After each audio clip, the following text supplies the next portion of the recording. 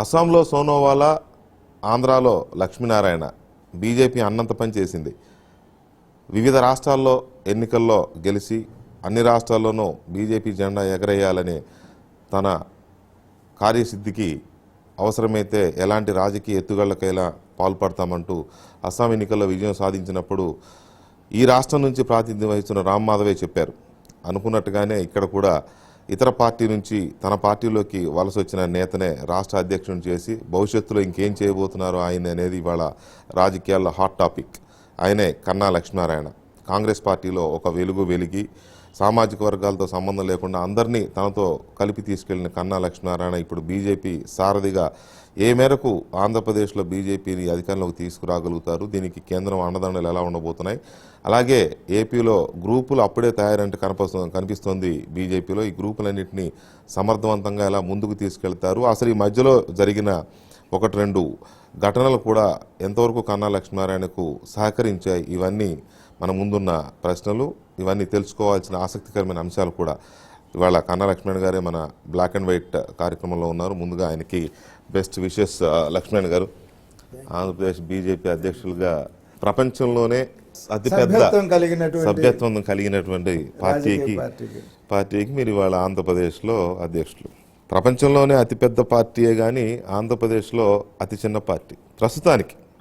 మనకున్న ఈక్వేషన్స్ కానీ పర్సంటేజ్లు కానీ ఇవన్నీ చూస్తే ఎలా అనిపిస్తుంది మీకు ఈ పార్టీని ముందుకు? అంటే మీరే అన్నారు ప్రపంచంలోనే అతి పెద్ద సభ్యత్వం కలిగినటువంటి రాజకీయ పార్టీ. 2014 తర్వాత కృష్ణార్జుల యొక్క నాయకత్వంలో నరేంద్ర మోడీ, అమిత్ షా వీరి నాయకత్వంలో ప్రపంచంలోనే అత్యంత రాజకీయ సభ్యత్వం కలిగినటువంటి రాజకీయ పార్టీగా రూపుదిద్దుకున్నాం. దాంట్లో భాగంగా 24 లక్షల సభ్యత్వం ఆంధ్రప్రదేశ్ కంట్రిబ్యూషన్ ఉంది. అది మీరు మర్చిపోద్దాం. 42,000 బూతుల్లో 30,000 బూత్ కమిటీస్ ఆల్రెడీ ఫామ్ చేసి బూత్ కమిటీస్ పనిచేస్తున్నాయి మాకు ఆంధ్ర రాష్ట్రంలో. క్షేత్రస్థాయిలో మేమేమి ఈ రోజుని ఆంధ్ర రాష్ట్రంలో ఉన్న ఏ రాజకీయ పార్టీకి తక్కువగా అయితే లేము. ఈరోజు ప్రజల్లో ఉన్నటువంటి అపోహలు ఏదైతే కల్పించారో ఈరోజు ఇప్పటి వరకు కూడా ఈ రాజకీయ పార్టీలన్నీ కలిసి ఆ అపోహల్ని తొలగించిన రోజున మేమే నెంబర్ 1 ఈ రాష్ట్రంలో ఉంటామనేటువంటి నమ్మకం, విశ్వాసం నాకు ఉంది. ఎందుకంటే నా నాయకత్వం పట్ల ప్రజలకు ఆ విశ్వాసం ఉంది అనేటువంటి విశ్వాసం నాకు ఉంది బేసికల్గా. రైట్. ఎందుకంటే నాకు దగ్గరగా 40 సంవత్సరాల రాజకీయ జీవితం ఈ రాష్ట్రంలో ఉంది. 1973లో విద్యార్థి నాయకుడిగా ఉన్నాను, యూత్ కాంగ్రెస్లో ఉన్నాను, 25 సంవత్సరాలు శాసనసభ్యుడిగా ఉన్నాను, 14 సంవత్సరాలు మంత్రిగా ఉన్నాను, 2 సంవత్సరాలు పబ్లిక్ అకౌంట్స్ కమిటీ చైర్మన్గా ఉన్నాను. అనేక కమిటీల్లో పనిచేసినటువంటి అపారమైనటువంటి అనుభవం నాకుంది. రాజకీయ అనుభవం కానీ అడ్మినిస్ట్రేషన్ అనుభవం. రాష్ట్రంలో కూడా అన్ని ప్రాంతాల సమస్యల మీద అవగాహన కూడా మనం కూడా చాలాసార్లు కలిసి అవగాహన కూడా ఉంది. నేను 2014 ఆగస్టు సెప్టెంబర్లోనే చెప్పాను మాకు పార్టీ హైకమాండ్కి, చంద్రబాబు నాయుడు గారు అలయన్స్ పార్టీతో ఉంటూనే నరేంద్ర మోడీ గారి ఇమేజ్ని డ్యామేజ్ చేయడానికి ప్రయత్నాలు స్టార్ట్ చేశారు. మరి మీరు అలయన్స్లో ఉన్నారు కాబట్టి ఆంధ్ర రాష్ట్రంలో నాయకత్వం పట్ల జరిగేటువంటి డ్యామేజ్ కంట్రోల్ మీరు ఎట్లా చేసుకుంటారో చూడండి. అప్పుడే వార్నింగ్ ఇచ్చారు మీరు? అప్పుడే వాళ్ళ దృష్టికి తీసుకెళ్ళాను. వార్నింగ్ కాదు అప్పుడే పార్టీ దృష్టికి తీసుకుని. ఎందుకంటే చంద్రబాబు నాయుడు గారికి మాకు గత 30 సంవత్సరాలుగా చూస్తూ ఉన్నాం. ఆయన ఒక మాట చెప్పినా, ఒక అడుగు ముందుకేసినా ఏం చేయబోతారనేటువంటి అనుభవం మాకు ఉంది కాబట్టి అది మనం ముందు చర్చిద్దాం. ఇక్కడ ఏంటంటే మీరు అధ్యక్షులు అయిన ఈ సందర్భంలో భారతీయ జనతా పార్టీకి ఒక రకమైన నిబద్ధత, ఒక సిద్ధాంతము, అదొక గిరి గీసుకుని ఆ గిరిలోనే ఉన్న పార్టీ, ఉంటున్న పార్టీ. ఇప్పుడు మోడీ వచ్చిన తర్వాత ట్రాన్స్ఫార్మేషన్ ఏదో మొదలైనట్టుంది. కొద్దిగా సడలింపులు, పార్టీని పాపులర్ చేసుకోవడం కోసం, అధికారం కోసం వెళ్ళడం కోసం కొంత సడలింపులు ఉన్నాయి. ఆ పార్టీ ఏంటంటే ఆర్ఎస్ఎస్, ఆ విశ్వ హిందూ పరిషత్తు, ఆ హిందూ భావజాలం మొదటి నుంచి ఆ నిక్కర్లు వేసుకుని తిరిగిన వాళ్ళు ఇవాళ నాయకులు ఎదగడం, ఇది అనేది ఆ పార్టీలో మనం టాప్ టు బాటం. అందుకని నా ఇంట్రోలో చెప్పాను అస్సాంలో సోనోవాలా, ఆంధ్రాలో లక్ష్మీనారాయణ అని. దీన్ని మీరు ఎలా అధిగమించగలరు? మీదంతా కాంగ్రెస్ పార్టీలో అంతర్గత ప్రజాస్వామ్యం ఉండి గాంధీ భవన్లు కూడా తగలబెట్టుకున్న కల్చర్ ఆ పార్టీది. ఇక్కడేమో మరి అలా ఉండదు. ఇక్కడ కొంచెం టూ మచ్ డిసిప్లిన్ ఏవో ఉంటాయి. సో దానికి దీనికి పూర్తి వేరియేషన్ ఉంటుంది కదా. నేను చిన్నప్పటి నుంచి కూడా ఒక డిసిప్లిన్తో, ఒక నిబద్ధతతో పెరిగినటువంటి రాజకీయ నాయకుడిని. ఆ నిబద్ధత, డిసిప్లిన్ అనేటువంటిది నాలో ఉంది బేసికల్గా. నన్ను 4 సంవత్సరాలు అబ్జర్వ్ చేసిన తర్వాతనే నాకు ఈ బాధ్యత అప్పగించారు. ఏదో నిన్న తీసుకొని ఇవాళ నాకు ఈ బాధ్యత అప్పచెప్పలా. ఇప్పుడు మీరు అన్నారు మోడీ గారు వచ్చిన తర్వాతనే కొంత ట్రాన్స్ప్లాంటేషన్ అయింది అనేటువంటిది. అంటే ఇది పర్సన్ టు పర్సన్ నాయకత్వం వల్ల ఎక్స్పోజ్ అయ్యి ఉండొచ్చేమో, కానీ భారతీయ జనతా పార్టీ సిద్ధాంతమే అంత్యోదయ మీద పుట్టింది. డాక్టర్ శ్యాంప్రసాద్ ముఖర్జీ గారు ఆ రోజున విజయవాడలో జరిగినటువంటి భారతీయ జనసంఘ్ నుంచి భారతీయ జనతా పార్టీగా రాజకీయ పార్టీగా ఆవిర్భావం పొందిన రోజున ఒక సిద్ధాంతాన్ని రూపొందించినారు. అంత్యోదయ అనేటువంటిది బేసికల్ సిద్ధాంతం. పూరెస్ట్ ఆఫ్ ద పూర్, సమాజంలో ఉన్నటువంటి అతి పేదవాడిని గుర్తించి ప్రభుత్వ ఫలాలు, సంక్షేమ పథకాలు అతనికి చేరి అతను సామాజికంగా, ఆర్థికంగా అభివృద్ధి చెందాలి. ఓటు బ్యాంక్ రాజకీయాలు కాకుండా జీవన ప్రమాణం, వ్యక్తి యొక్క జీవన ప్రమాణం పెంచేలాగా, వ్యక్తి యొక్క జీవిత భద్రత కలిగేలాగా భారతీయ జనతా పార్టీ భారతదేశంలో పనిచేస్తుంది అనేటువంటిది ఆ రోజున భారతీయ జనతా పార్టీ సిద్ధాంతంగా చెప్పారు. డాక్టర్ బాబాసాహెబ్ అంబేద్కర్ గారి యొక్క అన్ని స్ఫూర్తిగా తీసుకొని ఆ సిద్ధాంతానికి అనుగుణంగానే మీరు చూశారు. వాజ్పేయి గారు ప్రధానమంత్రిగా ఉన్నప్పుడు కూడా వైట్ కార్డ్స్ ఉన్నాయి, అంత్యోదయ స్కీమ్స్ ఉంది.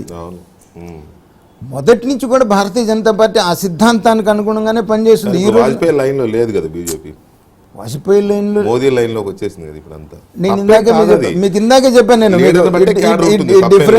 It is different between personality to personality. That's what, leader బట్టే క్యాడర్ ఉంటుంది. It is different between personality to personality, కానీ సిద్ధాంతం అదే. మీరు మూల సిద్ధాంతం ఒక మాట అన్నారు. జవహర్లాల్ నెహ్రూ దగ్గర నుంచి రాజీవ్ గాంధీ, ఇప్పటి రాహుల్ గాంధీ వరకు, లేదా కమ్యూనిస్ట్ పార్టీలు, లేదా మీరు అధికారంలో ఉన్నాడు మీరు కానీ, అప్పుడు మీరు బాగా అభిమానించిన రాజశేఖర రెడ్డి గారు కానీ, ఇంకెవరైనా కావచ్చు, బీజేపీ అనగానే బీజేపీ యొక్క మూల సిద్ధాంతాన్ని విమర్శిస్తూ వచ్చారు. అదేమిటది? ఆ హిందూ అనే మతం అనే దాని మీద ఎక్కువ కాంగ్రెస్ పార్టీ విమర్శలు ఉండే. అందులో మీరు చాలా ముందుండేవాళ్ళు. అప్పట్లో మీరు ప్రెస్ మీట్ అంటే చాలా హాట్గా మీడియాకు ఉండేది. పైగా బీజేపీని విమర్శించడం అంటే మీకు చాలా పండగ ఆ రోజుల్లో. నేను ఎప్పుడు చంద్రబాబు నాయుడు గారిని తప్ప బీజేపీ ఆ రోజున తప్ప చంద్రబాబు నాయుడు, మీరు ఒకసారి పాత ప్రెస్ మీట్లు కూడా తీసుకోండి. సరే, ఇప్పుడు ప్రతిపక్షంలో ఉన్నామా, గవర్నమెంట్ లో ఉన్నామా, గవర్నమెంట్ లో ఉన్నప్పుడు ప్రతిపక్షాన్ని, ప్రతిపక్షంలో ఉన్నప్పుడు గవర్నమెంట్ అనేసరికి మీకు చంద్రబాబు నాయుడు గారికి ఉంటుంది లోకల్ పాలిటిక్స్ కాబట్టి. బీజేపీ విషయంలో కాంగ్రెస్ వైఖరి ఇది, మూల సిద్ధాంతాన్ని విమర్శించడమే. ఇప్పుడు అదే మూల సిద్ధాంతం మిమ్మల్ని ఎలా అట్రాక్ట్ చేసింది? ఇప్పుడు మీరు నెహ్రూ గారి దగ్గర నుండి చెప్పుకొచ్చారు కాంగ్రెస్ పార్టీలో. కాంగ్రెస్ పార్టీ మీరు ఒక్కసారి వెనక్కి వెళ్తే స్వాతంత్రం ముందు, స్వాతంత్రం తర్వాత అనేటువంటిది ఒకటి వస్తే పర్సన్ టు పర్సన్ మారుకుంటూ వచ్చింది. జవహర్లాల్ నెహ్రూ గారు ఒక స్టాండ్ తీసుకున్నారు, ఇందిరాగాంధీ గారు ఒక స్టాండ్ తీసుకున్నారు, లాల్ బహదూర్ శాస్త్రి గారు ఒక స్టాండ్ తీసుకున్నారు, రాహుల్ గాంధీ గారు ఒక స్టాండ్ తీసుకున్నారు, సోనియా గాంధీ గారు ఒక స్టాండ్ తీసుకున్నారు. పర్సన్ టు పర్సన్ మారుకుంటూ వచ్చింది మీకు అక్కడ. మీరు చూసుకోండి, జవహర్లాల్ నెహ్రూ గారు ఏ లైన్లో వెళ్ళారు, ఇందిరాగాంధీ గారు ఏ లైన్లో వెళ్ళారు, లాల్ బహదూర్ శాస్త్రి గారు ఏ లైన్లో వచ్చారు, రాజీవ్ గాంధీ గారు ఏ లైన్లోకి వచ్చారు, సోనియా గాంధీ గారు ఏ లైన్లో. కానీ ఇక్కడ అలా కాదు. ఇప్పుడు 2 సార్లు అధికారంలోకి వచ్చింది వాజ్పేయి గారి తర్వాత, నరేంద్ర మోడీ గారి తర్వాత. ఏ మూల సిద్ధాంతం అయితే ఉందో భారతీయ జనతా పార్టీకి, అంత్యోదయ, ఆ సిద్ధాంతానికి కట్టుబడే ఈ పార్టీ పనిచేస్తూ వచ్చింది. సిద్ధాంతానికి కట్టుబడి పనిచేస్తుంది భారతీయ జనతా పార్టీ, వ్యక్తి ఆలోచన మేరకు పనిచేస్తుంది కాంగ్రెస్ పార్టీ. మీరు ఈ డిఫరెన్స్ కూడా గమనించాలి. కాకపోతే మొదటి నుంచి కూడా భారతీయ జనతా పార్టీ పట్ల ఒక ముద్ర వేసి ఆ ముద్రని ప్రచారం చేసుకుంటూ వచ్చారు. సదరన్ స్టేట్స్లో దాన్ని సరిగ్గా కూడా కౌంటర్ చేయగలిగినటువంటి పరిస్థితి లేకపోయింది కాబట్టి ఆ ముద్ర ప్రజల్లో అలా ఉండిపోయింది. నేను ఒప్పుకుంటాను, హిందుత్వం జాతీయవాదం రెండు కలిసి భారతీయ జనతా పార్టీ ఉంది, దానికి ఒక సిద్ధాంతం ఉంది. ఏ అంశాలు, ఏ లక్షణాలు, ఏ క్వాలిటీస్ మిమ్మల్ని అధ్యక్షుడి దాకా తీసుకొచ్చాయి? ఎందుకంటే ఈ పార్టీలో హరిబాబు గారిని మారుస్తున్నారు అన్నప్పటి నుంచి 3-4 పేర్లు ప్రముఖంగా వినిపించాయి.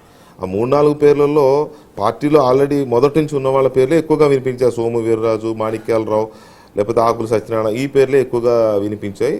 అక్కడక్కడ మీ పేరు, పురంధేశ్వర్ గారి పేర్లు వినిపించలేదని కాదు, కానీ ప్రముఖంగా వినిపించాయి. ఒకటి. రెండోది, మాణిక్యాలరావు గారి పేరు ఆల్మోస్ట్ డిసైడెడ్. మాకు ఢిల్లీ నుంచి మాకు కూడా ఫోన్లు వచ్చాం, మేము కూడా వార్తలు ఇచ్చాం, బ్రేకింగ్ అని వేసాం. అదేదో కాస్త వెనక్కి వెళ్ళింది అనుకోండి, ఎందుకు కారణాలు తెలియదు. సో వీళ్ళందరినీ కాదని మిమ్మల్ని ముందుకు తీసుకురావడం గల కారణం ఏంటి? అంటే బేసికల్గా నా సమర్థత అని నేను అనుకుంటున్నాను. అనుభవం, సమర్థత రెండు. ఇవన్నీ కూడా మీడియాలో వచ్చిన పేర్లే తప్ప పార్టీ ఎప్పుడు చెప్పలా. అయి ఉండొచ్చు, పార్టీ ఎప్పుడు చెప్పలా, అయి ఉండొచ్చు. కాకపోతే అట్ దేర్ కన్వీనియంట్ మీరు ఒకరు చెప్పొచ్చు, ఇంకొకళ్ళు చెప్పొచ్చు తప్ప ఈ రోజు వరకు కూడా పార్టీ ఇదిగో వీరిని మేము అధ్యక్షుడి కింద చేయబోతున్నామని కానీ, ఇదిగో నిన్న అధ్యక్షుడి కింద చేస్తున్నాము నువ్వు రెడీగా ఉండమని కానీ ఇంతవరకు పార్టీ పరంగా నాకు తెలిసినంత మటుకు ఎప్పుడు ఎవరికి చెప్పారనేటువంటిది నేనైతే అనుకోవట్లేదు. ఎందుకు పార్టీ మారాలనుకున్నారు? నేను అనుకోలేదండి. నా పక్కన ఉన్నటువంటి స్నేహితులు, కార్యకర్తలు ఏదో కొంచెం మీతో మాట్లాడాలనుకుంటున్నారు, మాట్లాడాలంటే కాస్త భయపడుతున్నారు. ఒక్కసారి వాళ్ళందరినీ పిలిచి మాట్లాడితే బాగుంటుంది కదా అని చెప్పేసి నాకు నా పక్కన ఉన్నటువంటి స్నేహితులు కొంతమంది అడ్వైస్ చేసినారు. సరే అయితే ఒకరోజు రమ్మనమని చెప్పేసి అని అన్నాం. పొద్దుటి నుంచి సాయంత్రం దాకా జిల్లాలో ఉన్నటువంటి నాయకులు కావచ్చు, కార్యకర్తలు కావచ్చు, అభిమానులు కావచ్చు, అందరినీ ఇన్వైట్ చేశారు మా వాళ్ళు. వచ్చి వాళ్ళందరూ కూడా చెప్పినటువంటి అభిప్రాయం ఏంటంటే, ఒక అభిప్రాయం చెప్పారు, అల్టిమేట్గా మీరే నిర్ణయం తీసుకుంటే ఆ నిర్ణయానికి కట్టుబడి ఉంటామనేటువంటిది ఫైనల్గా వాళ్ళు చెప్పినటువంటి మాట. నేను కూడా మీ అందరి అభిప్రాయం విన్నాను, నా అభిప్రాయాన్ని నేను త్వరలోనే చెప్తానని చెప్పాను. ఈలోపు కొంతమంది అత్యుత్సాహంగా కార్యకర్తలు ఫ్లెక్సీలు వేసినట్టు జరిగింది. నా నిర్ణయాన్ని నేను ప్రకటించక ముందే అది తెలుసుకొని మా పెద్దలు నాతో మాట్లాడటం జరిగింది. ఎందుకనంటే ఏదో కార్యకర్తలు అభిప్రాయం తీసుకున్నారండి, వాళ్ళు ఏదో అత్యుత్సాహంగా ఫ్లెక్సీలు కట్టారు అని కాదు మేము నీ గురించి మేము ఆలోచిస్తున్నాము, మాకు వదిలేయండి మీ గురించి, మీరు అటువంటి ఆలోచన మీ మనసులో, నాకైతే మనసులో ఇంతవరకు నా అభిప్రాయం ఏం చెప్పలేదు. కార్యకర్తలు కూడా వాళ్ళ అభిప్రాయం చెప్పారు, నేను మళ్ళీ అభిప్రాయం చెప్తా అన్నాను, అంతే తప్ప ఇంతవరకు అంతకు మించి ఏం జరగలేదని మీకు మీ పెద్ద అబ్బాయికి ఇద్దరికి అకామిడేట్ చేస్తామని జగన్మోహన్ రెడ్డి మాట ఇచ్చిన మాట వాస్తవం కదా? కాదండి, కాదు. అసలు ఆ చర్చలే జరగలేదా? అని నాతోటి అందరూ చర్చిస్తున్నారు, అన్ని పార్టీలు చర్చిస్తున్నారు, అన్ని పార్టీలు చర్చిస్తున్నారు. సమాచారం మేరకు వైఎస్ఆర్ కాంగ్రెస్ పార్టీతో పాటు టీడీపీ కూడా అన్ని పార్టీలు చర్చించారు. ఎంపీ పదవి మీ నాగరాజు గారికి ఏమో పెదకూరపాడని. మనం ఇప్పుడు వాళ్ళే, నేనేమో దాన్ని రివీల్ చేయదలుచుకోలేదు. బట్ అన్ని పార్టీల వారు చర్చిస్తున్నారు.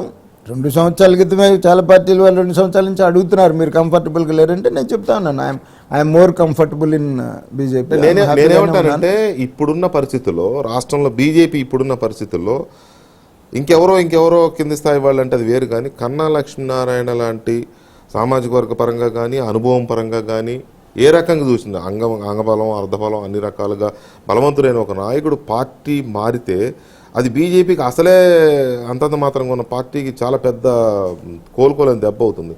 అందుకని ఏమన్నా బీజేపీ మిమ్మల్ని రిటైన్ చేసుకుందా? తప్పండి.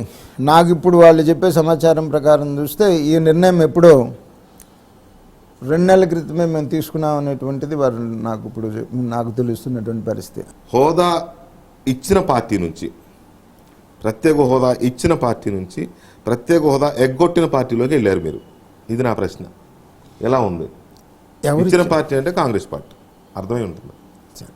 రైట్. మీకు క్లారిటీ ఉంది, నన్ను కూడా క్లారిటీ చేయండి. హోదా ఎవరిచ్చారండి? మన్మోహన్ సింగ్ గారు ఇచ్చారు. ఇస్తే తర్వాత 2 క్యాబినెట్లు జరిగినాయి కదా. ఎందుకు పెట్టలే క్యాబినెట్లో? ఒకటే క్యాబినెట్ సరే రైట్, ఒకటైనా జరిగి ఉండొచ్చు కదా. తర్వాత మార్చి 2, 2014. తర్వాత ఒకటైనా జరిగింది కదా, అవును. ఒకటైనా జరిగింది రైట్. దాంట్లో ఎందుకు పెట్టలే? పెట్టలేదు అంటున్నారు మీరు. పెట్టలా, ఎందుకు పెట్టలా? మీరు తెలుసుకోండి. పెట్టారు పెట్టలా, పెట్టారు పెట్టలేదు. మీరు పెట్టారు. మార్చి 2, 2014 క్యాబినెట్ నిర్ణయం జరిగింది. నిర్ణయాన్ని 14th ఫైనాన్స్ కమిషన్కి, ప్లానింగ్ కమిషన్కి ఆ నోట్ వెళ్ళింది. అదే రోజు ఈవినింగ్ నోటిఫికేషన్ వచ్చింది, గవర్నమెంట్ దిగిపోయింది, ఎలక్షన్స్ వచ్చాయి. That's it. నాకు తెలిసినంత వరకు క్యాబినెట్లో ప్రత్యేక హోదా పెట్టలేదనేది ఒకటి. 2, భద్రాచలం డివిజన్లో ఉన్న ముంపు ప్రాంతాలకి కూడా 7 మండలాలను కూడా ఆంధ్ర రాష్ట్రంలో కలపాలి పులిచింత ప్రాజెక్టు కింద అని చెప్పేసి వెళ్ళినటువంటి ప్రపోజల్ను కూడా క్యాబినెట్ హాజ్ రిజెక్టెడ్. కావాలంటే మీకు క్యాబినెట్ ప్రొసీడింగ్స్ ఇస్తాను మీకు. ఒక రాష్ట్రంలోని 7 మండలాన్ని ఇంకో రాష్ట్రం కలపాలి అని అంటే చట్టం జరగాలి. లేదే, ఆర్డినెన్స్ చేశారు. లేదండి ఇప్పుడు మేము రాగానే నరేంద్ర మోడీ గారు ఫస్ట్ క్యాబినెట్లోనే త్రూ ఆర్డినెన్స్ కలిపేశారు. ఓకే, త్రూ ఆర్డినెన్స్ కలిపేశారు. మీకు అది నిదర్శనం ఉంది కదా, ఫస్ట్ క్యాబినెట్లోనే త్రూ ఆర్డినెన్స్ కలిపేశారు. అదే పని మీరు ఎందుకు చేయాల? అంటే మీకు చిత్తశుద్ధి లేదు. కాంగ్రెస్ పార్టీకి బేసికల్గా ఆంధ్ర రాష్ట్ర అభివృద్ధి పట్ల ఏదో తెలంగాణ ఇవ్వాలి, తెలంగాణ వల్ల మాకేదో లబ్ధి చేకూరుతుంది అనేటువంటిది ఆలోచించారే తప్ప ఆంధ్ర రాష్ట్రానికి న్యాయం చేయాలి అనేటువంటి ఆలోచన అప్పుడు విభజన జరిగినటువంటి పరిస్థితిలో కాంగ్రెస్ పార్టీకి లేదు. నేను కూడా ఉన్నాను ఆ డిస్కషన్స్లో, నేను కూడా ఉన్నాను. ఏదో జయరాం రమేష్ పుస్తకం పెన్సిల్ తీసుకొని టిక్కు కొట్టి చేసి మమ్మల్ని మోసం చేసి మభ్యపెట్టాడు తప్ప మీకు నిజంగా చిత్తశుద్ధి ఉంటే పోలవరం ఈజ్ హార్ట్ అండి. జయరాం రమేష్ పెన్ను పుస్తకం టిక్ అంటే మిమ్మల్ని మోసం చేశారా? మోసం పార్టీలో ఉన్న వాళ్ళని అంతేగా మమ్మల్ని మభ్యపెట్టి మోసం చేసి పబ్బం గడుపుకున్నాడు తప్ప ప్రత్యేక హోదా చెప్పినటువంటి ఆయన చట్టభద్రత కలిపిలేదు. పోలవరం ముంపు ప్రాంతాలని భద్రాచలం డివిజన్ అడిగాము ఆ రోజున. I will take care of అని చెప్పేసి చెప్పబెట్టి మమ్మల్ని మభ్యపెట్టినాడు. ఏదైతే 2014 విభజన చట్టం పెట్టారో విభజన చట్టంలో ఒక్కటి క్లారిటీ లేదు. క్లారిటీ కోసం ఈ రాష్ట్రంలో ఉన్నటువంటి ఏ రాజకీయ పార్టీ ఆ రోజున చర్చలో పాల్గొనలేదు. ప్రతి రాజకీయ పార్టీ విభజనకి మేము సిద్ధమే అని చెప్పేసి చెప్పినారు తప్ప విభజనకి అక్కడ సిద్ధమే అని చెప్పారు, విభజనకి మాకు ఇష్టమే అని చెప్పారు. ప్రజాక్షేత్రంలోకి వచ్చి ప్రజల్ని మోసం చేసి సమైకాంధ్ర ఉద్యమాలు నడిపారు. పార్లమెంట్లో మైకులు ఇచ్చారు, వేషాలు వేసుకొని బజార్లో తిరిగారు. ఒక పార్లమెంటు సభ్యులు వేషాలు వేసుకొని బజార్లో తిరగటం ఏంటంటే ఇందుక మీకు ప్రజలు ఓట్లేసింది? వేసుకొని తిరిగి ప్రజలను ఆ రోజు నుంచి ఈ రోజు వరకు మీరు మభ్యపెట్టి మోసం చేసి మీకున్నటువంటి ప్రచార సాధనాలతో మీరు చెప్పే అబద్ధాలని ప్రజల్ని నమ్మించడానికి ఈ రోజు వరకు ప్రయత్నం చేసినారు తప్ప ఈ రాష్ట్ర అభివృద్ధి కోసం మొదటి నుంచి కూడా కట్టుబడి ఉంది భారతీయ జనతా పార్టీ. దానికి కట్టుబడి ఉండబట్టే మొదటి క్యాబినెట్లోనే ఈ రాష్ట్రానికి గుండెకాయ అండి. ఒక్క పోలవరం తప్ప నేను ఇంకేమీ ఆ రోజున కూడా నేను మా వాళ్ళతో నేను ప్రెజర్ చేసింది ఒక్కటే, ఒక పోలవరం నిర్మాణం జరిగితే మనకున్న రిసోర్సెస్ వీళ్ళు ఏడుపు వల్ల మన రాష్ట్ర గొప్పతనం ప్రజలకు తెలియకుండా పోయింది. వీళ్ళు ఏడుపు వల్ల ప్రజలకు మనమేదో దరిద్రులు అని చెప్పేసి వీళ్ళు రాష్ట్రాన్ని దోచుకు తింటున్నారు. అది ప్రజలకు చూపించి తప్ప మనకున్న రిసోర్సెస్ ఆ రోజు నేను చెప్పింది కూడా ఒకటే, ఒక్క భద్రాచలం డివిజన్ ఒకటే మనకు లైఫ్, పోలవరం ఒకటి లైఫ్. ఒక్క పోలవరం ఉంటే భారతదేశంలో ఉన్నటువంటి అన్ని రాష్ట్రాల కన్నా కూడా 5 సంవత్సరాల్లోనే అభివృద్ధి చేసి చూపిస్తాము అని చెప్పినవాడిని నేను. చెప్పితే మా పార్టీలో ఏంటి, దయచేసి కన్నా నువ్వేం మాట్లాడబాకండి, మేము సమైక్యాంధ్ర తెస్తాము. బాధ్యత కలిగిన వ్యక్తులే బాధ్యతారహితంగా మాట్లాడి ఈ రాష్ట్రానికి అన్యాయం చేశారు తప్ప భారతీయ జనతా పార్టీ ఆ రోజున ఏదైతే ఈ రాష్ట్ర అభివృద్ధికి మేము కట్టుబడి ఉన్నాం, విభజనకు కట్టుబడి ఉన్నాం, అభివృద్ధికి కట్టుబడి ఉన్నాం అని చెప్పేసి చెప్పింది భారతీయ జనతా పార్టీ. ఈ రోజు వరకు ఆ మాటకు కట్టుబడి చట్టంలో 10 సంవత్సరాల అవకాశం ఉన్నా 4 సంవత్సరాల్లోనే ఇన్ని ప్రాజెక్టులు రాష్ట్ర ప్రభుత్వానికి ఇచ్చారు. ఇప్పుడున్న పరిస్థితుల్లో ఆంధ్రప్రదేశ్ ప్రజలంతా లేదా రాష్ట్రం మొత్తం ఒక మూడ్లో ఉంది. అదేంటి, ఈ రాష్ట్రానికి ఏదో వస్తానన్నది రాలేదు, ఈ రాష్ట్రానికి ఏదో ప్రత్యేక హోదా ఇస్తామన్నారు, మోడీ గారు అప్పుడు చెప్పారు, ఇవ్వలేదు. ఇది ఏదో ఒక తెలుగుదేశము, ఒక జనసేన, ఒక వైసీపీ ఇట్లా కాదు, టోటల్ ఎక్సెప్ట్ బీజేపీ అందరూ ఒకే మూడ్లో ఉన్నారు, ప్రజలంతా ఒక మూడ్లో ఉన్నారు. వీళ్ళందరికీ మీరు ఏం చెప్తారు? అది నా ద్వారా ఎవరైనా చెప్తే నేను క్యారీ చేస్తాను. పోనీ మీ ద్వారా నేను చెప్పదలుచుకుంది ఏంటంటే, ఏదైతే 2014 విభజన చట్టంలో ఈ ఆంధ్ర రాష్ట్ర అభివృద్ధికి పెట్టారో యూపీఏ ప్రభుత్వంలో,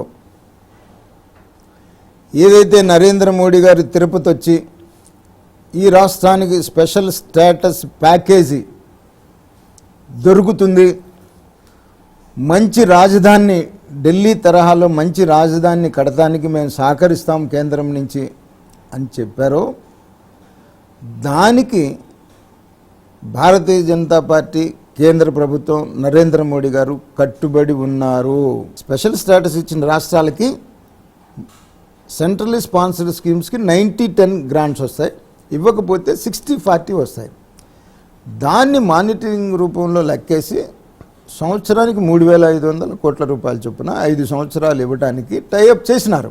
దానికి రాష్ట్ర ప్రభుత్వం సాటిస్ఫై అయింది. ఈ రాష్ట్ర అసెంబ్లీలో రిజల్యూషన్ పాస్ చేసినారు, నరేంద్ర మోడీ గారికి అభినందనలు తెలిపారు. స్పెషల్ ప్యాకేజీకి సహకరించినటువంటి పెద్దలు వెంకయ్యనాయుడు గారిని జిల్లా తిప్పి సన్మానం చేసినారు. ఆయన వైస్ ప్రెసిడెంట్ అయిన తర్వాత కూడా ఆయన చాలా భారీ ఎత్తున ఈ రాష్ట్రంలో ఉన్నటువంటి 35,000 మంది విద్యార్థులను నించోబెట్టి ఈ రాష్ట్రానికి స్పెషల్ ప్యాకేజీ సాధించి పెట్టినటువంటి వెంకయ్యనాయుడు గారు వైస్ ప్రెసిడెంట్గా అయి ఆంధ్ర రాష్ట్రానికి వస్తున్నారు అని చెప్పేసి ప్రభుత్వం తరపున స్వాగత సన్నాహాలు. వెంకయ్యనాయుడు గారికి పదే సన్మానాలు చేయడం వల్లనే ఈ నష్టం అంతా జరిగింది రాష్ట్రానికి. కాదండి, ఆ రోజున మీరు ఎవరు మాట్లాడు, మీరు ఇన్ ద సెన్స్ బీజేపీ సీనియర్లు అంటే మీకంటే సీనియర్లు కాకపోయినా మొదటి నుంచి ఉన్న వాళ్ళు కూడా ఎప్పుడు వెంకయ్యనాయుడు ఏదో ఇప్పుడు అలాగే కనిపిస్తా ఉంది. వెంకయ్యనాయుడు ఎక్కువగా పొగడడం వల్ల చంద్రబాబు నాయుడు భుజం మీద తుపాకీ పెట్టి రాష్ట్ర ప్రజలను షూట్ చేసినట్టు కనపడుతుంది. తప్పండి. ప్యాకేజీకి చంద్రబాబు నాయుడు ఒప్పుకున్నాడు కదా మాట్లాడితే నేనే చెప్తాను ఒప్పుకున్నాడని. ఆయన ఒప్పుకున్నాడా ఒప్పుకోలేదా అది పక్కన పెట్టండి. ఆ రోజు కూడా రాష్ట్ర ప్రజలు అడిగారు, ఆ రోజు కూడా రాష్ట్ర పార్టీలు అడిగినాయి, మాకు ఈ ప్యాకేజీలు వద్దు ఇవ్వద్దు ఇస్తామనేదో ఇవ్వండి అని ఆ రోజు నుంచి అడుగుతున్నారు. అంటే ఈ స్పెషల్ స్టేటస్ అనే దాంట్లో ఏదో అద్భుతం ఏదో ఉంది, అల్లావుద్దీన్ అద్భుత దీపం ఉంది, ఇది ఇస్తే ఆంధ్రప్రదేశ్ బాగుపడుతుందని ఆ రోజు వీరు అడిగారు, వారు ఇచ్చారు. ఇప్పుడు ఆ పేరు తీసేసి ఏదో చేస్తాం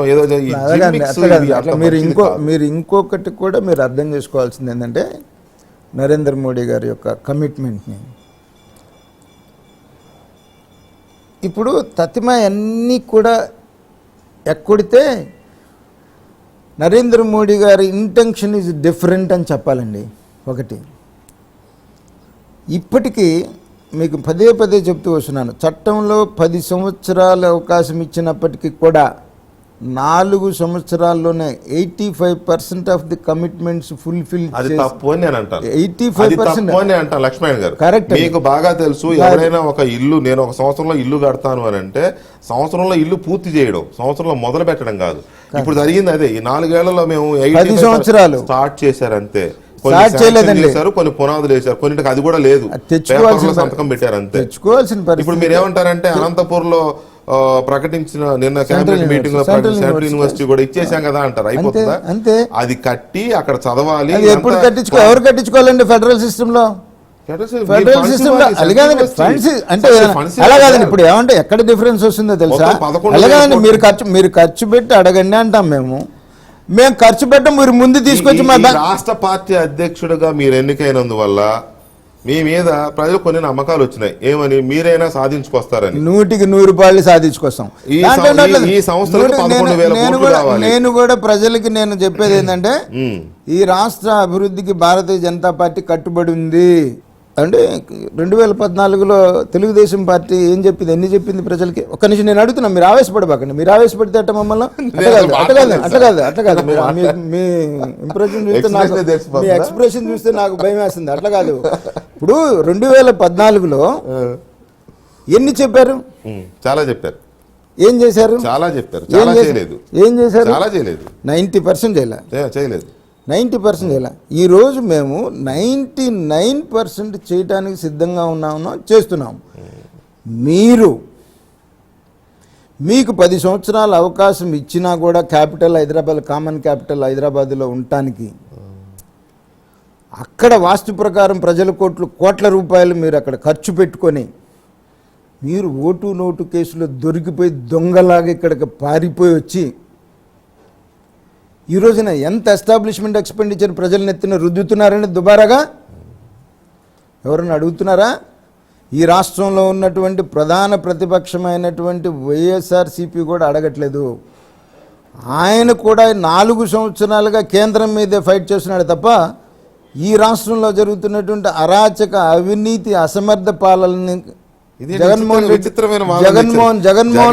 రెడ్డి అసలు కేంద్రాన్ని అడగడం లేదు, రాష్ట్రం మీద చంద్రబాబు మీద విరుచుకుపడుతున్నాడని అందరూ అంటుంటే మీరు కేంద్రాన్ని అడుగుతున్నారని మీరు అంటున్నారు. మీరు ఒక్కసారి గుర్తుపెట్టుకోండి. ఆయన ఎప్పుడు నేను మొదటి నుంచి కూడా చెబుతా ఉన్నా, నేల విడిచి సాము చేస్తున్నాడు జగన్మోహన్ రెడ్డి గారు అనేటువంటి అనమాట. ఈ రాష్ట్రాన్ని గాలికి వదిలేసి చంద్రబాబు నాయుడు గారికి వదిలేసి మీరిద్దరు లాలూచి చేసుకుని రాష్ట్రంలో దోపిడీ వారని ప్రజల ఆకాంక్ష ఏంటి? సరైనటువంటి ప్రతిపక్షం జగన్మోహన్ రెడ్డి ఇవ్వలేకపోయినాడనే కదా. సరైనటువంటి లేకపోతే జగన్మోహన్ రెడ్డి గారు ఇంత మీరేమంటారు? చంద్రబాబు జగన్మోహన్ రెడ్డి లాలూచి పడ్డారు అంటారు. 100 పాళ్ళు అంటాను. ఎందుకంటే అసలు వాళ్ళు ఒకరి పేర్లే జీర్ణించుకోలేదు కదా సార్, జీర్ణించుకోలేరు కదా. ఇవన్నీ నాటకాలు అంటాను. మై గాడ్, ఇవన్నీ నాటకాలు అంటాను. ఇద్దరు నాటకాలు. లేకపోతే మీరు 4 సంవత్సరాలుగా జగన్మోహన్ రెడ్డి కేంద్ర ప్రభుత్వం మీద ధ్వజమెత్తి కేంద్ర ప్రభుత్వంతో పోరాడుతున్నాడు తప్ప స్పెషల్ స్టేటస్ పేరు మీద ఆంధ్ర రాష్ట్రంలో జరుగుతున్నటువంటి ప్రధాన ప్రతిపక్షం జాతీయ పార్టీ కాదు. ఇప్పుడు జగన్మోహన్ రెడ్డి జాతీయ పార్టీ కాదు, కాంగ్రెస్ పార్టీ అంటే జాతీయ పార్టీ. జాతీయ పార్టీ నీకు జాతీయ విషయాలు అవసరం. మీరు రీజనల్ పార్టీ. బీజేపీకి అసలైన నాయకుడు ఇప్పుడు దొరికాడు. మీరు regional party. My appreciations to you, my compliments to you. మీరు బీజేపీకి అసలైన నాయకుడు ఇప్పుడు దొరికాడు. మీరు regional party. My appreciations to you, my compliments to you. మీరు బీజేపీకి అసలైన నాయకుడు ఇప్పుడు దొరికాడు. ఎందుకంటే సార్ నేను అప్రిసియేషన్ మీకు అంటే మీడియా పర్సన్ గా చాలా కాలంగా చూస్తున్నాను. అసలైన నాయకుడు ఇప్పుడు దొరికాడండి బీజేపీకి. ఎందుకంటే ఇప్పటివరకు బీజేపీలో ఉన్న నాయకులు అందరూ జగన్మోహన్ రెడ్డి బలపడుతున్నాడు, జగన్మోహన్ రెడ్డిని చూసి చంద్రబాబు భయపడిపోతున్నాడు అని జగన్మోహన్ రెడ్డి పొగిడి అనవసరంగా జగన్మోహన్ రెడ్డికి బీజేపీకి ఏదో ఉందనే ఇంప్రెషన్ ఇచ్చి జనంలో పలసనయ్యేలాగా చేశారు. ఇప్పుడు మీరు చాలా టాక్టికల్గా జగన్మోహన్ రెడ్డిని టార్గెట్ చేసి జగన్మోహన్ రెడ్డికి ఇండైరెక్ట్ హైప్ ఇస్తున్నారు. వాట్ ఏ స్ట్రాటజీ లక్ష్మణ్ గారు? ఈ అనుభవం అనేది ఇక్కడ ఉపయోగపడుతుంది. మీరు అది స్ట్రాటజీ అనుకుంటే కాదండి. అంటే నేను ఇప్పుడు చెప్పిన దాంట్లో అవాస్తవం ఏమన్నా ఉందండి? నేను చెప్పిన దాంట్లో అవాస్తవం ఏమన్నా ఉందా? ఈ రాష్ట్రంలో ఉన్నటువంటి పీడింపబడుతున్నటువంటి ప్రజా సమస్యల మీద పోరాటాలు ఎప్పుడైనా జగన్మోహన్ రెడ్డి చేశాడా? చేశాడు. ఏం చేశాడు? ప్రత్యేక హోదా కోసం దీక్ష చేశాడు, ఉద్యోగుల కేంద్ర ప్రభుత్వం కోసం దీక్ష చేశాడు, పెన్షన్ల కోసం దీక్ష చేశాడు, దాదాపు 3 నెలలుగా పాదయాత్ర చేస్తున్నాడు, ఎండనక వాననక. కేంద్ర ప్రభుత్వం మీద పోరాటమేగా. అదేందుకు కేంద్రం మీద? ఆయన చేసింది రాష్ట్రం మీద. స్పెషల్ స్టేటస్ రాష్ట్రం కోసం చేస్తున్నాడు. రాష్ట్రం కోసం ఆయన వస్తే ఏదో చేస్తాను, నాకు అధికారం ఇస్తే ఏదో చేస్తానని చెబుతున్నాడు. సరే, బాగానే ఉంది. కానీ ఈ రాష్ట్ర ప్రజల క్షేత్రస్థాయిలో వైఎస్ఆర్సీపీ రాష్ట్ర ప్రజల ఇబ్బందులకు తోడుగా ఎప్పుడన్నా నిలబడిందా? పీడింపబడుతున్నటువంటి ప్రజల తరపున ఎప్పుడైనా నిలబడిందా? సో జగన్మోహన్ రెడ్డి ఫెయిల్ అయ్యాడు అంటారు. 100 పాళ్ళు ప్రతిపక్ష నాయకుడిగా ఫెయిల్ అయినారు. ఇందాక మీరు ఒక మాట అన్నారు, after all we are all in democracy. మీరు ప్రజాస్వామ్య రాజకీయ నాయకులుగా, మేము మీడియాగా ప్రజాస్వామ్యంలో ఉన్నాం.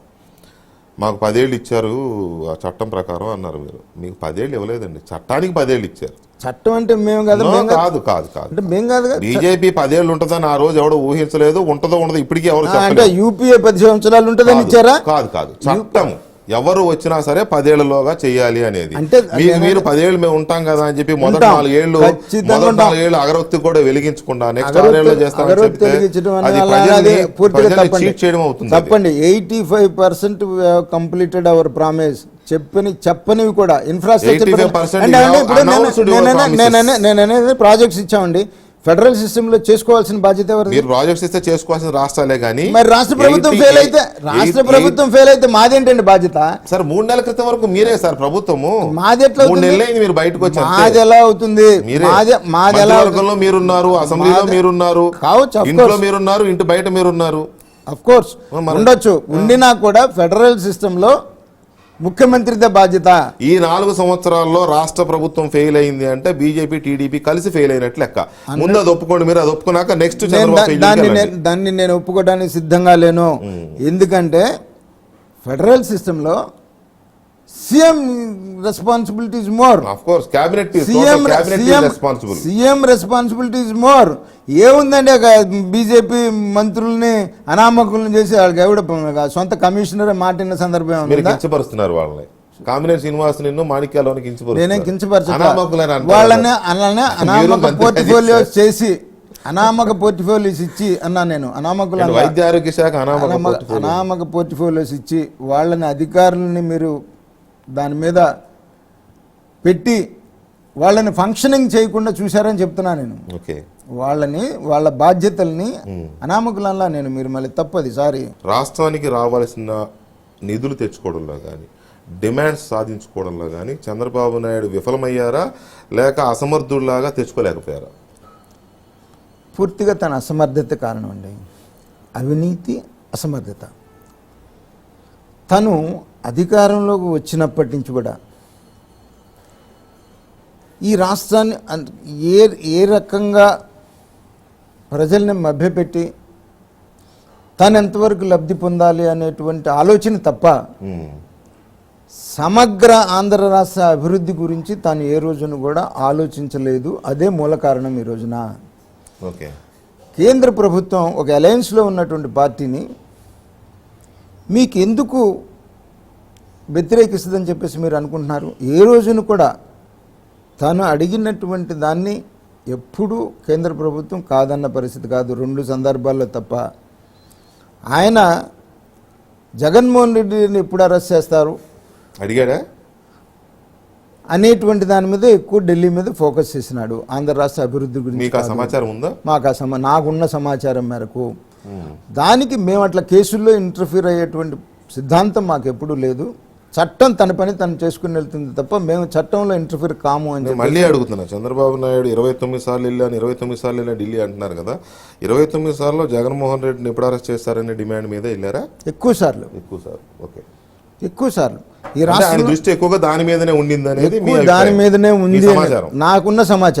నాకున్న సమాచారం మేరకు ఆయన ఎక్కువ సార్లు ఢిల్లీ పోయినా కూడా జగన్మోహన్ రెడ్డిని ఎప్పుడు అరెస్ట్ చేస్తారు, ఈ రాష్ట్రంలో ఉన్నటువంటి అసెంబ్లీ సీట్లు పెంచాలి, ఈ రెండింటి మీదనే తన ఫోకస్.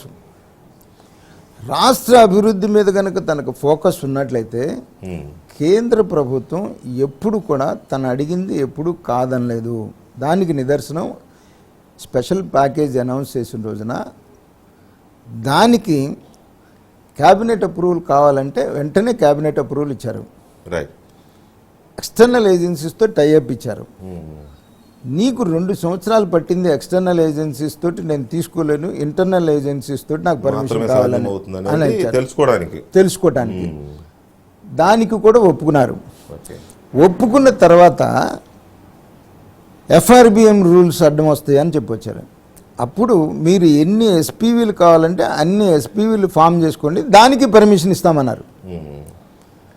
అప్పుడు ఒక పక్క జగన్మోహన్ రెడ్డి, ఒక పక్క పవన్ కళ్యాణ్ ఇద్దరిని చూసి భయపడి తను యూటర్న్ తీసుకొని ఎన్డీఏ నుంచి బయటకు వచ్చి వాళ్ళ లైన్లో నిలబడ్డ అడిగిన ఎన్డీఏని మోసం చేసి నడు రోడ్లో నించోబెట్టి తప్ప కేంద్ర ప్రభుత్వం ఎప్పుడు కూడా ఈ రాష్ట్ర ప్రభుత్వం అడిగినటువంటి దాన్ని కాదనలేదు. నిన్న ప్రకాశం జిల్లా సభలో మాట్లాడుతూ సవాల్ చేస్తున్నాను, నేను అవినీతి ఉందని చూపించండి లేకపోతే అన్నారు. మీ నోటీస్కి వచ్చే ఉంటుంది అది. ఏమండి సవాల్ అన్నారు కదా. ఆయన ఎప్పుడు అదే మాట్లాడతారు. ఏ ఎంక్వైరీకి ముందు నిలబడతాడో చెప్పమానండి. చాలా ఎంక్వైరీలు అయినాయి, అన్నిటి మీద స్టేలు తెచ్చుకున్నాడుగా. అదే అంటున్నా, భవిష్యత్తులో అన్నిటి మీద స్టేలు తెచ్చుకున్నాడుగా. ఏ ఎంక్వైరీ పూర్తయింది దాని మీద? పొలిటికల్ పార్టీస్ నేను ఒక్కటి అడుగుతున్నా సార్, మీరు అన్నదే నేను అంటున్నా. పొలిటికల్ పార్టీసు, పొలిటీషియన్స్, అవినీతి, ఎంక్వైరీలు ఇవన్నీ చాలా సరదాగా ఉంటాయి మాట్లాడుకోవడానికి. ఏది మన కళ్ళ ముందు కనపడదు, అది సమస్య. కరెక్టే సార్. ఏ ఎంక్వైరీ ముందు ఆయన నిలబడ్డాడు, అన్నిటికీ స్టేలు తెచ్చుకున్నాడు కదా. ఇప్పుడు ఆయన సవాల్ మీరేమన్నా రెస్పాండ్ అవుతారా?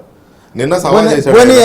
ఎంక్వైరీకి సిద్ధమా ప్రకాశం జిల్లాలో ఒక చెట్టు కింద రచ్చబండ కూర్చుని, మీరంతా చూసే ఉంటారు ఫోటోలు, విజువల్స్, కూర్చుని సవాల్ చేశాడు. రాష్ట్రంలో అవినీతి విషయంలో నేను సవాల్ చేస్తున్నా, పిచ్చి పిచ్చిగా మాట్లాడితే మీ అంతు చూస్తాను కూడా అన్నారు. చూడమని అనవసరమైన పోలీస్ వ్యవస్థ అంటే నా మాట పూర్తవలా. అనవసరంగా ఆరోపణలు చేస్తే ప్రతిపక్షాల సంగతి తేలుస్తానన్నారు. ఆయన సవాల్ మీరేమన్నా బీజేపీ కొత్త అధ్యక్షుడిగా స్వీకరిస్తారా? ఇప్పుడు ఇందులో సవాలు ప్రతి సవాలు క్వశ్చన్ కాదు. ఇవాళ మీకు క్యాపిటల్ విషయంలో భూ కుంభకోణం జరగలేదని మీ ఉద్దేశం? ప్రూవ్ చేయండి. జరగలేదా? ఎంక్వైరీకి సిద్ధమా? మీరు అడగండి. ఎంక్వైరీకి సిద్ధమా? ఆయన నేను అడుగుతున్నా. మీరు అడగండి. మీరు ఎంక్వైరీకి సిద్ధమా? రైట్. నేను అడుగుతున్నా రిపీట్ చేస్తున్నా, రాజధాని భూముల విషయంలో నువ్వు ఎంక్వైరీకి సిద్ధమని మీరు చంద్రబాబు అడుగుతున్నారు. ఈ సవాల్ ఎంక్వైరీకి సిద్ధమా? రైట్. రెండు, ఈ రాష్ట్రంలో ఇసుక మాఫియా జరగలేదా? నేను మిమ్మల్ని అడుగుతున్నా. నేను అడుగుతున్నాను మీ ద్వారా ఆయన్నే. ఇసుక మాఫియా జరగలేదా? లిక్కర్ మాఫియా జరగట్లేదా? ఇక జనసేన మీద మీ అభిప్రాయం ఏంటి? పవన్ కళ్యాణ్ ఆయన ఒక యోగిని, నేను సామాన్యంగా ఉంటానంటూ ఆయన కూడా ఏదో యాత్ర అంటూ తిరుగుతారు. చూడాలి. ఇప్పుడు ఇందుట్లో ఒక్కొక్క రాజకీయ పార్టీకి ఒక్కొక్క సిద్ధాంతం ఉంటుందండి. నేను ఏ రాజకీయ పార్టీ సిద్ధాంతాలు జోలిపోట్ల, నా పార్టీ సిద్ధాంతం, భారతీయ జనతా పార్టీ సిద్ధాంతానికి అనుగుణంగా కుల మత రహితంగా, అవినీతి రహితంగా ప్రజలు మమ్మల్ని విశ్వసించండి. నరేంద్ర మోడీ గారి నాయకత్వం, నరేంద్ర మోడీ గారు ఈ రాష్ట్ర అభివృద్ధికి కట్టుబడి ఉన్నారు. మమ్మల్ని విశ్వసించండి, ఈ రాష్ట్ర అభివృద్ధికి మేము కట్టుబడి ఉన్నాం. ఏదైతే మంచి రాజధాని ఆంధ్ర రాష్ట్రానికి విభజన జరిగిన కావాలో ఆ రాజధాని నిర్మాణాన్ని చేసి చూపిస్తాము. పోలవరం నిర్మాణం పూర్తి చేసి చూపిస్తాము. ఈ రాష్ట్రానికి కావాల్సినటువంటి రైల్వే జోన్ తెస్తాము. ఈ రాష్ట్రానికి కావాల్సిన కడప కావాల్సిన స్టీల్ ప్లాంట్ తెస్తాము. ఈ రాష్ట్రానికి సంబంధించినటువంటి పోర్టు తీసుకొస్తాము. ఈ రాష్ట్ర అభివృద్ధికి కట్టుబడి మాకు అవకాశం ఇవ్వండి. అంటే ఈ మాకు అవకాశం అంటే మేము పూర్తి చేస్తామని చెబుతున్నాం. రాష్ట్రంలో మీకు అధికారం చేసి కాదండి. అర్థం కాదు, ఇప్పుడు అనుమానం వచ్చింది. లేదండి, అనుమానం పడాల్సిన పనిలా. మీ సెంట్రల్ యూనివర్సిటీ తెచ్చామా? గిరిజన యూనివర్సిటీ కూడా తెస్తాం, పోర్టు తెస్తాం. పోర్టుకి మీరు తీసుకురావాలి కన్సర్న్ లెటర్, మీరు బాధ్యత తీసుకోవాలి ముఖ్యమంత్రి దగ్గర నుంచి.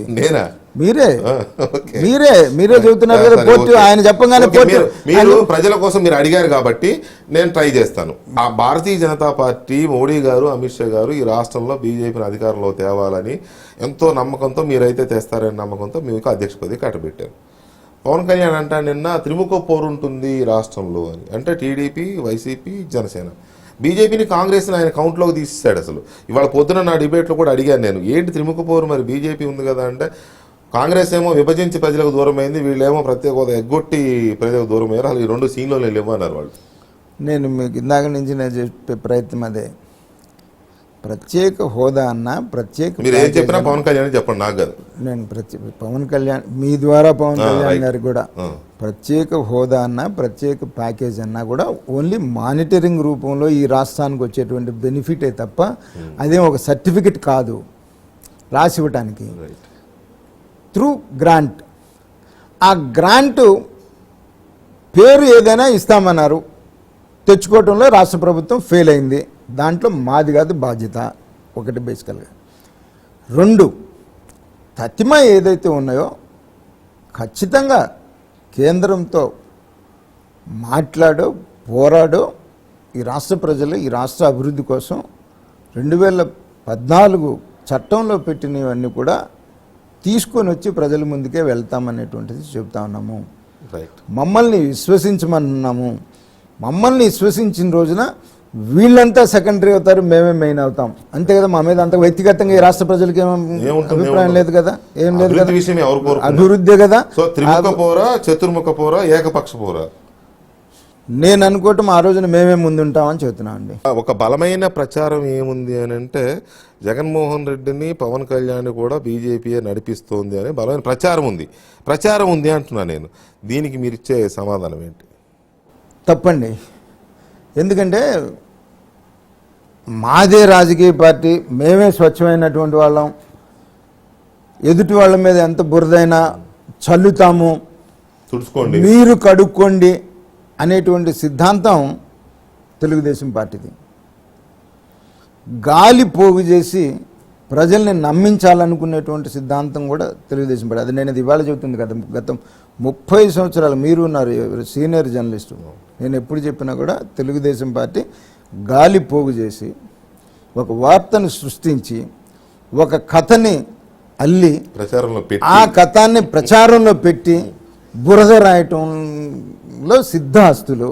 అది రాజ్యాంగం కాదన్న వాళ్ళకి కానీ హక్కు అది. కానీ ఎదుటి వాళ్ళని కించపరిచి బురద రాసి రైట్ అక్రమ సంబంధాలు అంటగట్టి దానివల్ల మేమేదో లబ్ధి పొందాలనుకోవటం తప్పు అంటున్నాను. ఎందుకంటే మీరు ఇందాక చంద్రబాబు నాయుడు గారు 29 సార్లు ఢిల్లీ వెళ్ళింది. జగన్మోహన్ రెడ్డి మీద కేసులు ఎప్పుడు పెడతారు, ఎప్పుడు అరెస్ట్ చేస్తారు, most of the time most of major focus అంతా దాని మీద పెట్టాడు అనేది మీ ఆరోపణ. Most of the time Andhra రాష్ట్ర అభివృద్ధిని గాలి కొదిలి విజయసాయి రెడ్డి గారు కూడా పదే పదే ప్రధానమంత్రి గారి దగ్గరికి తిరుగుతున్నది చంద్రబాబు నాయుడు మీద కేసులు పెట్టమని, వాళ్ళ మీద కేసులు ఎత్తేయించమని అడుగుతున్నారు అనేది ఇది కూడా ఒక ప్రచారం. మరి దానికి సంబంధించిన సమాచారం ఏమైనా ఉందా?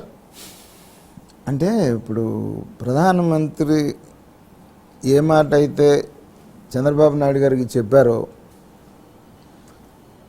మేము చట్టంలో ఇంటర్ఫీర్ కాము, చట్టం తన పని తను చేసుకుపోతుందని ఎవరు అడిగినా అదే సమాధానం చెప్తారు. రైట్. అదే నిజమైతే మరి 4 సంవత్సరాలు మీరు పరిపాలనలో ఉన్నారు, ఎందుకు మీరు విజయసాయిరెడ్డి గారి మీద కేసులు పెట్టలేపారు? మీరు అడ్మినిస్ట్రేషన్లో ఉన్నారు కదా, ఎందుకు మీరు జగన్మోహన్ రెడ్డి మీద కేసులు పెట్టలేపారు?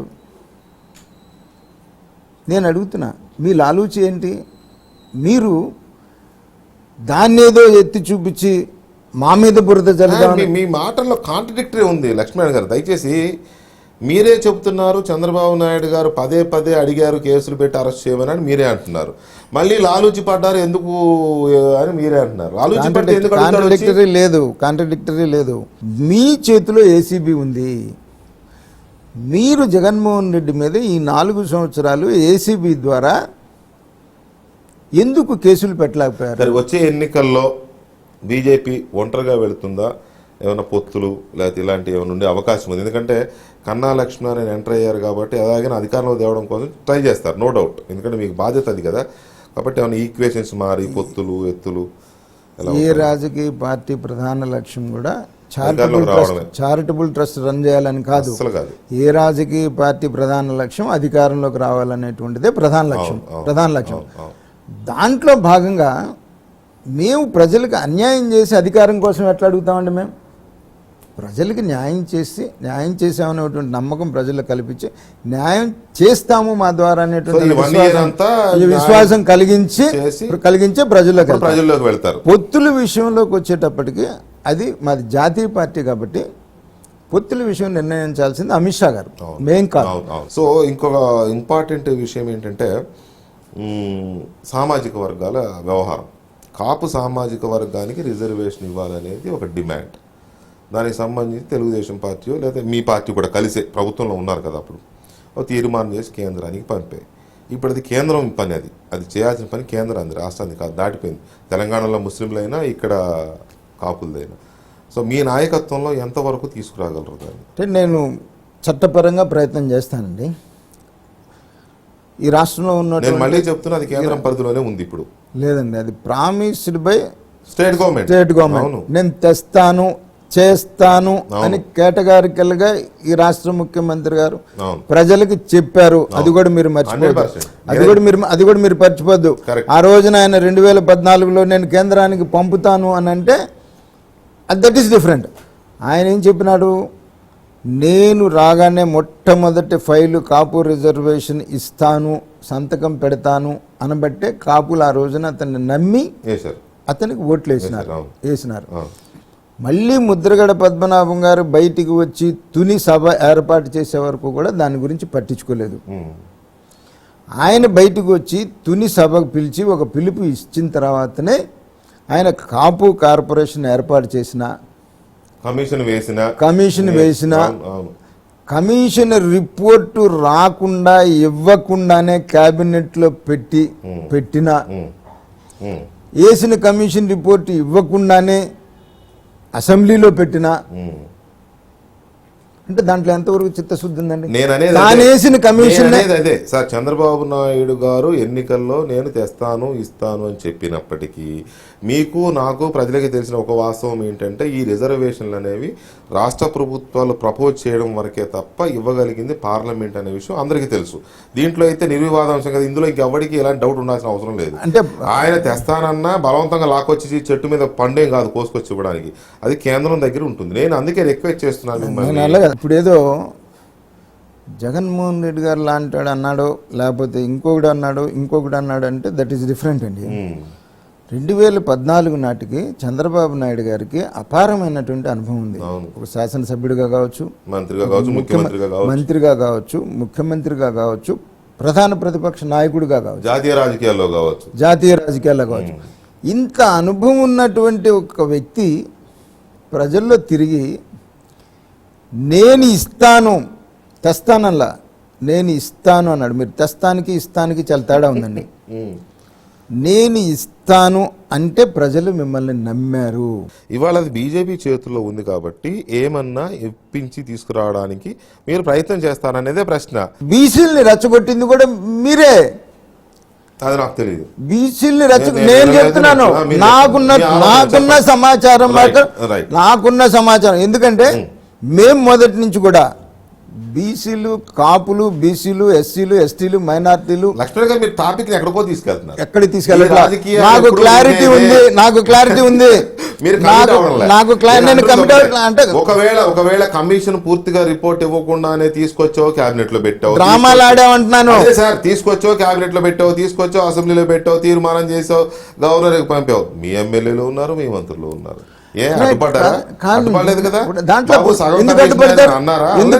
ఎందుకు చేస్తానంటే నేను కాదంట్లా సార్. మీ ఆరోపణ నేను 100% యాక్సెప్ట్ చేస్తాను, కాదనల్లా.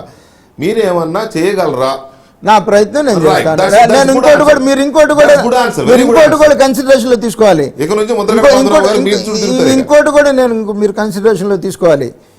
బీసీలని ఒప్పించి ఏదైతే వాళ్ళకి అపోహలు ఉన్నాయో, ప్రజెంట్ ఉన్నటువంటి బీసీల్లో మీకేదో నష్టం జరుగుతుంది అనేటువంటి అపోహ ఉందో, ఆ అపోహకి వారిని కూడా ఒప్పించి కన్సెన్సస్ తోటి ప్రయత్నం చేస్తాను. అది అవసరం లేకపోతే మళ్ళీ దాన్ని ఎట తిప్పుతాడో చంద్రబాబు నాయుడు గారు నాకు తెలుసు. అందుకే నేను చెప్పాలను. ఎందుకంటే ఆయన నాకు తెలుసు దాన్ని. ఎందుకంటే బురద ఎట్ట రాయాలో ఆయనకు బాగా తెలుసు. అడ్మినిస్ట్రేషన్ తెలియకపోయినా బురద రాయటం మాత్రం బాగా తెలుసు. అందుకని ఆ బురద ఎట్ట రాశాడు పేరే అడ్మినిస్ట్రేటర్ అని మీరు అది తెలియదు అంటున్నారు మీరు. సరే, ఎనీవే మీకున్న రాజకీయాలు నాకు తెలిసినవే. నేను అనుకోవట్లా బురద రాయటమే ఆయన పని. My final question is, BJP ఇప్పటి వరకు అప్రతిహతంగా దూసుకెళ్తూనే ఉంది భారతదేశంలో. ఫైనల్ క్వశ్చనే, దూసుకెళ్తోంది. సౌత్కి వచ్చేసరికి మొదలైంది. ఎలాగా అంటే ప్రత్యేక హోదా విషయంలోనే, ఆంధ్రప్రదేశ్కు సంబంధించిన ప్రత్యేక హోదా విషయంలో భారతదేశంలో ఉన్న ప్రతిపక్ష పార్టీలన్నీ ఒక తాటి మీదకి వచ్చినాయి, మీరు చూశారు. ఇవాళ మళ్ళీ అదే దక్షిణ భారతదేశంలో కర్ణాటక విషయంలో బీజేపీ ఆడుతున్న పొలిటికల్ గేమ్కి వ్యతిరేకంగా మళ్ళీ ఆల్ పార్టీస్ ఒకటవుతున్నాయి, ఇంక్లూడింగ్ టీఆర్ఎస్ అండ్ టీడీపీ మద్దతు ఇస్తున్నాయి. ఇవాళ ఆ ఎమ్మెల్యేలందరూ, కాంగ్రెస్ జేడీఎస్ ఎమ్మెల్యేలందరూ వచ్చి హైదరాబాద్లో తలదాచుకునే పరిస్థితి వచ్చింది. సో సౌత్ ఇండియాలోని రాష్ట్రాల పార్టీలన్నీ కలిసి మొత్తం దేశం మొత్తం ప్రతిపక్షాలను ఏకం చేస్తున్నాయి. బీజేపీ ఎలా ఫీల్ అవుతుంది? అంటే ఇదేమి కొత్త కాదు. మనం యూపీలో జరిగిన ఎన్నికలు కూడా అనైతిక పొత్తులు. భారతీయ జనతా పార్టీని, నరేంద్ర మోడీ గారిని ఓడించడం కోసం అనైతిక పొత్తులు. ఎలా అనైతికం సార్? నేను ఒప్పుకోను సార్. మోడీ చంద్రబాబు నాయుడు కలిస్తేనేమో నైతికత అవుతుందా? మాయావతి అభిషేక్ యాదవ్ కలిస్తే అనైతికం అవుతుందా? అనైతిక పొత్తులు, రైట్. మోడీ, ఇప్పుడు నేను అంటున్నా అనైతిక పొత్తులు. కాంగ్రెస్ ఏదైనా అందరూ కలిసి అనైతిక పొత్తులు చేసి భారతదేశంలో ఉన్నటువంటి రాజకీయ పార్టీలన్నీ ఒక పక్క ఉన్న గుజరాత్ కావచ్చు, యూపీ కావచ్చు, బీహార్ కావచ్చు, ఏ రాష్ట్రంలో ఎన్నికలు జరిగినా ఈ పొత్తులన్నీ భారతదేశంలో ఉన్నటువంటి అన్ని రాజకీయ పార్టీలు ఒక పక్క, భారతీయ జనతా పార్టీ నరేంద్ర మోడీ గారు ఒక పక్కతోనే జరిగినాయి ఈ రోజు వరకు కూడా. అలాగే it makes no difference in Karnataka also. Andhra రాష్ట్ర ముఖ్యమంత్రి ఈ రాష్ట్రం నుంచి ఏ స్థాయికి దిగజారి ఒక ఉద్యోగుల సంఘం అధ్యక్షుడిని ఎన్నికలకు ప్రచారానికి పంపించే స్థాయికి దిగజారి అన్ని రిసోర్సెస్ తన సాయశక్తులు కర్ణాటకలో ఒడ్డాడు. బాగానే ఉంది. నేను ఒకటే అడుగుతున్నా స్ట్రైట్గా, మీరు